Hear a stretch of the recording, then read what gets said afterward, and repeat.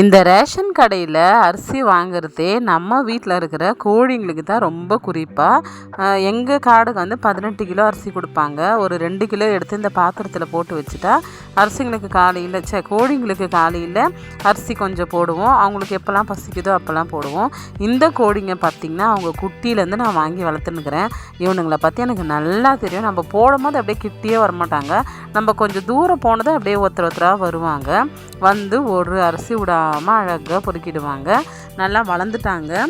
Diana 2 வந்து வாங்கியிருந்தேன்ல, அது வந்து இப்போ அழுவத்தில் உக்காந்துக்குது. நான் நினச்சேன் இது நாட்டுக்கோழி இல்லை போலன்ட்டு.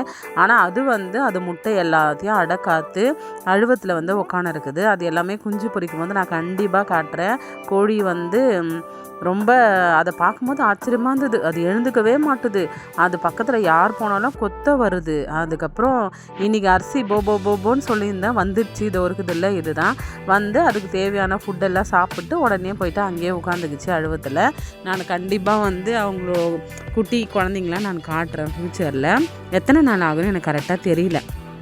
அதுக்கப்புறம் அரிசி போட்டு தான் காக்காவுமே வந்துச்சு. அப்புறம் இவங்க 2 பேர் இருக்கிறாங்களே, இவங்க வந்து எப்படா கேட்டை திறப்பாங்க அப்படின்ட்டு அந்த கேப்பில் இவங்க உள்ளே வந்துடுறது. ஷேரன் பஸ் இருக்கிறதுனால தான் வந்து உள்ளே விடுறது கிடையாது. ஏன்னா பச்சிச்சுன்னா கொஞ்சம் பிரச்சனை இல்லை. அதுக்கப்புறம் அவங்களுக்கெல்லாம் சாப்பாடு கொடுத்தாச்சு. நம்ம வீட்டில் இருக்கிற எல்லாருக்குமே சாப்பாடு கொடுக்கணுமே சொல்லிட்டு வந்து சிக்கன் கிரேவி, சிக்கன் 65, ரசம், ஒயிட் ரைஸ் தான் செஞ்சுருந்தேன் இன்றைக்கி மதியம்.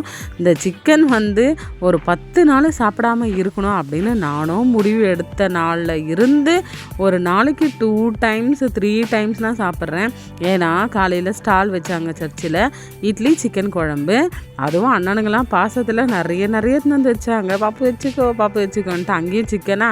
அதுக்கப்புறம் வீட்டுக்கு வந்து பார்த்தா சிக்கன் தான். 65 கிரேவி, ரசம், அப்புறம் ஒயிட் ரைஸ் எல்லாமே செஞ்சுருந்தேன்.